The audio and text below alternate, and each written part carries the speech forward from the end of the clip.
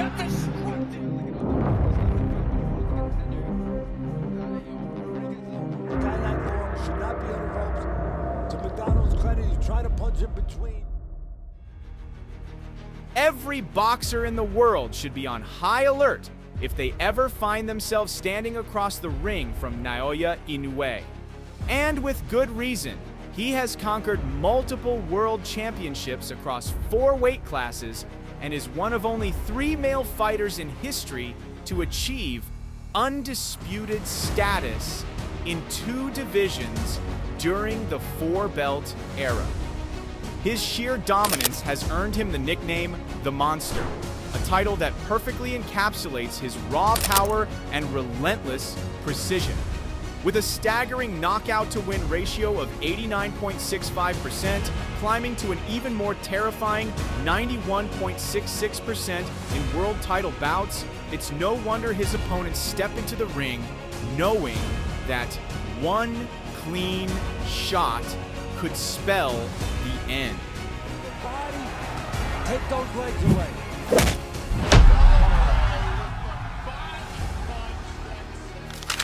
Yet, incredibly, some fighters have still made the mistake of underestimating Inoue despite his flawless record. There have been challengers who dismissed him outright, scoffing at his abilities before the opening bell. But time and time again, history has proven that doubting the monster is a costly error. Inoue has a ruthless way of humbling arrogance, making sure his opponents not only regret their words, but feel the consequences of them in the most punishing way possible.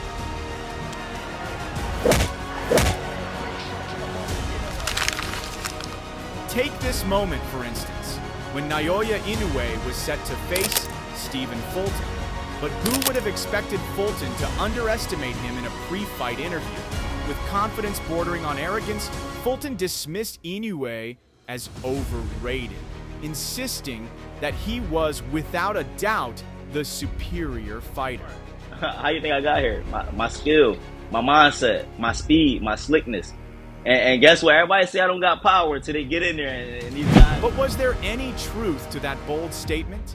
To find out, let's take a closer look at what actually happened when he stepped into the ring against the monster. Them believers, he said.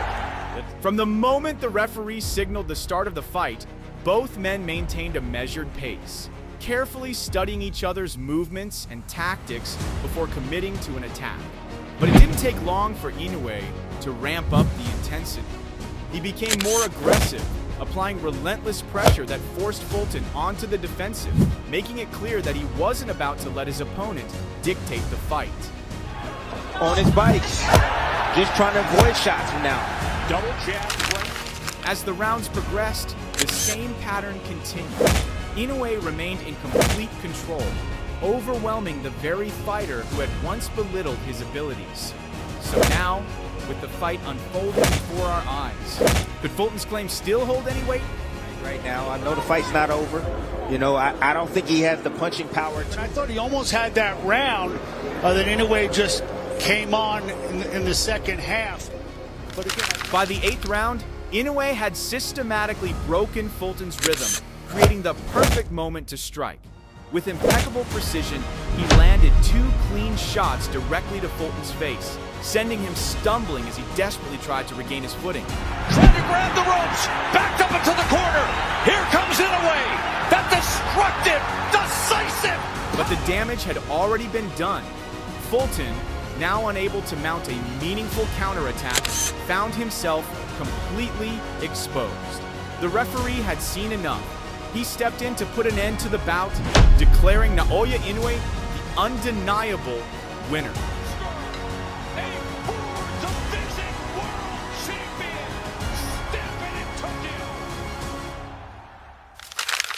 It was a different story when Naoya Inoue faced Pechbarngborn Koki Jim.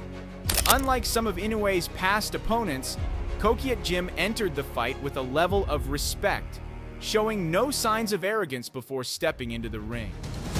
But as the match progressed and the pressure mounted, something shifted. He suddenly gave Inoue a look, one that seemed to challenge him directly.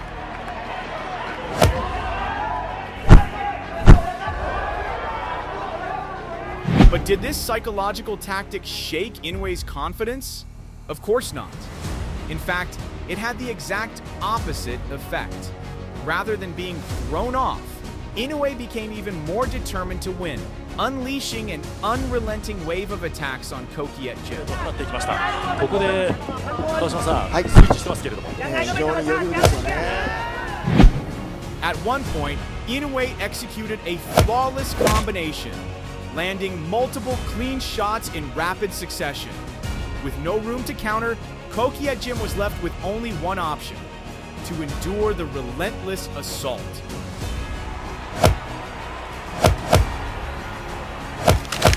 As the fight neared its final moments, Koki Jim was visibly drained, struggling to keep up as his energy faded. Sensing the perfect moment to close in, Inoue pressed forward, using every ounce of his remaining strength to end the fight.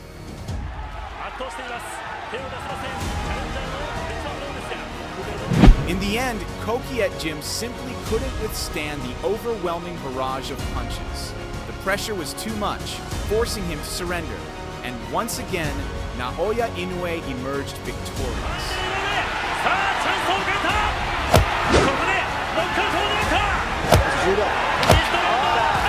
Here's another moment that perfectly illustrates the level of disrespect Inoue has faced. Before his fight against Manny Rodriguez, an unpleasant incident occurred. Rodriguez's coach openly disrespected Inoue's father, who also serves as his trainer. At that moment, Inoue didn't react. He simply crossed his arms and remained silent. But inside, he was storing every bit of that anger, waiting for the perfect opportunity to unleash it where it mattered most: inside the ring.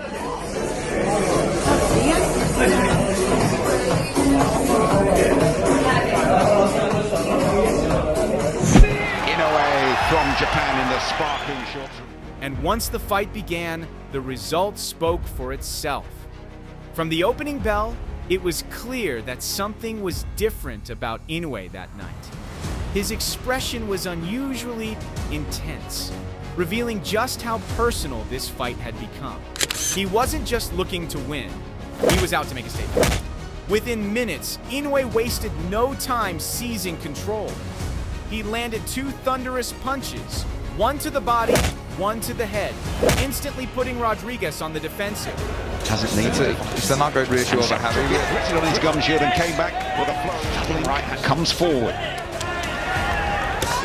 Oh, big shot to the body, Inoue. Big shot for this fight. And he's gone into. As the fight entered the second round, Inoue turned up the intensity.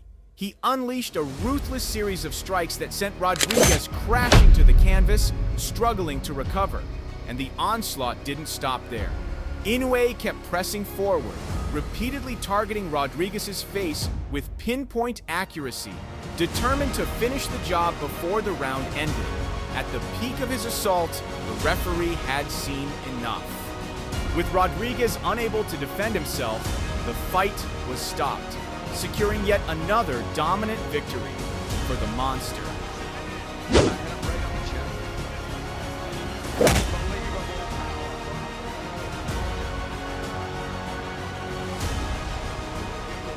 And he's done well to get up. The referee stopped the fight, but he wanted to continue.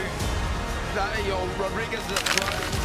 Here's yet another fighter who made the critical mistake of underestimating Naoya Inoue, Jamie McDonald. In a pre-fight interview, McDonald spoke as if Inoue was just another ordinary boxer, someone not even worth worrying about. I still don't even know I can't pronounce his first name, I just call him Inoue, yeah. That'll do. Yeah, we're in here, and Dave put it to me. Just, What your identity is. You're taller, you're longer, fight that way. At the start of the fight, both boxers took a measured approach, carefully sizing each other up and looking for the perfect opening. This wasn't just about securing a victory, it was about proving who truly deserved to be at the top. But it didn't take long for the intensity to spike. Inoue launched his first wave of attacks, immediately throwing McDonald off his rhythm. Sensing his opponent was struggling to adjust, Inoue wasted no time in increasing the pressure. Legs of McDonald, a lot of people might say, well, it's nervous energy. And look, all of a sudden, Inoue going right to the body, the nice left. McDonald tried to mount a response, but his punches barely phased Inoue. Meanwhile, it took just one clean shot from the monster to send McDonald staggering, desperately trying to stay on his feet. McDonald's going to look to stay on the outside. How's he going to do that? With his legs? The defining moment came when Inoue delivered a perfectly placed punch straight to McDonald's face, sending him crashing to the canvas. How's he going to do that? With his legs? Come in with the left hook, take those legs away.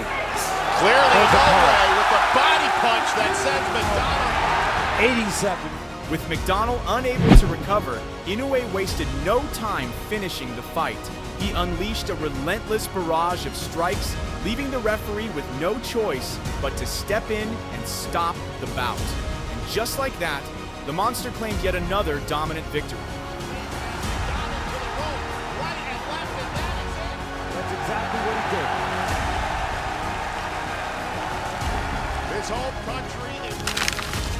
Even the monster himself has been underestimated. One notable instance being before his fight against Antonio Neves. In a pre-fight interview, Neves arrogantly questioned whether Inoue had ever truly been tested inside the ring. But has he really been tested? Like, all his fights been in Japan. Half of them were at 108. You know, To be fair, early in his career, Inoue was often overlooked. But as history has repeatedly proven, anyone who underestimates him usually walks away with a completely different perspective after facing him. To the monster. And he's called the Monster, Andre, because of his knockout power in the... To Neves' credit, he came out aggressive right from the start. As soon as the fight began, he pressed forward relentlessly, attempting to take control of the pace. However, it didn't take long for Inoue to turn the tables. Matching Neves' intensity, he responded with an even fiercer offensive assault, forcing his opponent to second-guess every move. As the fight progressed, both men exchanged a flurry of blows, but it was Inoue who steadily gained the upper hand. The defining moment came when he landed a devastating uppercut, sending Neves crashing to the canvas. Inoue's been landing beautiful body shots all night. Here we see another left that lands right by the solar plex. Neves hesitates and then decides to take a knee.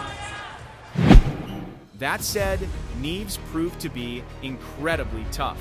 Despite absorbing heavy punishment, he refused to back down and endured all the way to the final bell. But in the end, there was no doubt.